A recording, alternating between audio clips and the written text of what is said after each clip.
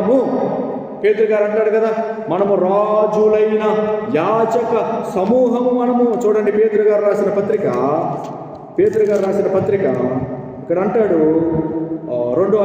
మొదటి పత్రిక 2వ అధ్యాయము 9వ వచనములో, అయితే మీరు చీకటిలో నుండి ఆశ్చర్యకరమైన తన వెలుగులోనికి మిమ్మల్ని పిలిచిన వారి గుణాతిశయములను ప్రచురము చెయ్య నిమిత్తము ఏర్పరచబడిన వంశము. మనం ఎవరమంటే క్రైస్తవులమైన మనము ఏర్పరచబడిన వంశము. మనం రక్షింపబడ్డాము. మనం దేవుని వంశము, దేవుని సంబంధికులము, రాజులైన యాజక సమూహము. మనము రాజులైన యాజకులము. మన సమూహము క్రైస్తవ సమూహము ఏమిటయ్యా అంటే రాజులైన యాజక సమూహము, పరిశుద్ధ జనము. మనం పరిశుద్ధ జనము, పరిశుద్ధమైన జనము.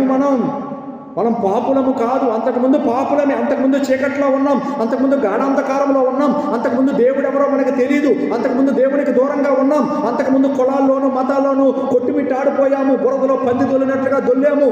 కానీ ప్రభు మనల్ని దర్శించి రక్షించి పాపమనే ఆ బురదలో నుంచి, చీకటి పాపము అనే వాటిలో నుంచి మనల్ని విడిపించి ఆశ్చర్యకరమైన తన వెలుగులోనికి మనల్ని పిలిచి మనము యేసుక్రీస్తు ప్రభుల వారి గుణాతిశయములను ప్రచురము చేసేలాగా మనల్ని ఏమి చేశారయ్యా అంటే ఏర్పరచబడిన వంశముగా చేశారు. రాజులైన యాజక సమూహముగా మనల్ని చేశారు.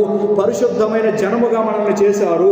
దేవుని సొత్తైన ప్రజలము మనము. దేవునికి స్తోత్రం కలుగును గాక. మరొకసారి చెప్తాను, మనం ఏర్పరచబడిన వంశము, రాజులైన యాజక సమూహము, పరిశుద్ధమైన జనము మనం, దేవుని సొత్తైన ప్రజలము మనం. దేవునికి మహిమ కలుగును గాక.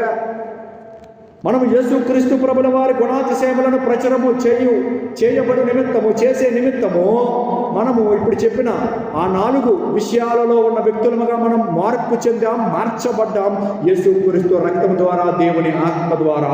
దేవునికి స్తోత్రము కలుగునుగాక. మనం క్రైస్తవులముగా పిలువబడటం మాత్రమే కాదు, మనము నిజముగా క్రైస్తవులము. దేవునికి స్తోత్రం కలుగునుగాక. అదేంటండి నిజముగా క్రైస్తవులనే మాట ఎందుకు వాడారు మీరు? క్రైస్తవులు అంటే సరిపోద్ది కదా. అవును, క్రైస్తవులే. అయితే క్రైస్తవులలో నకిలీ క్రైస్తవులు కూడా బయలుదేరారు కొంతమంది. నకిలీ క్రైస్తవులు ఏం చేస్తున్నారయ్యా అంటే దొంగ నోట్లు, అసలు నోట్లు ఎలా ఉంటాయో నిజమైన క్రైస్తవులు, నకిలీ క్రైస్తవులు. అదేంటండి బాబు, క్రైస్తవులు అంత మాట అనేసారేంటి? అంత మాట అనేంటి కాదు, నిజమే చెప్పాను నేను. సత్యమే నేను బోధించుచున్నాను. దేవునికి స్తోత్రం కలుగునుగాక. గమనించండి బిడ్డలారా, ఈ యొక్క నకిలీ క్రైస్తవులు ఏమిటంటే ఏం చేస్తారయ్యా అంటే మారు మనసు లేకుండా సంఘంలోనికి ప్రవేశించేస్తూ ఉంటారు కొంతమంది. నా మాట అర్థం చేసుకోండి, ఇది ఒక విస్తారమైన అంశం. గమనించండి, మారు మనసు ఉండదు వాళ్ళకి. మా నాన్న క్రైస్తవుడు, మా అమ్మ క్రైస్తవ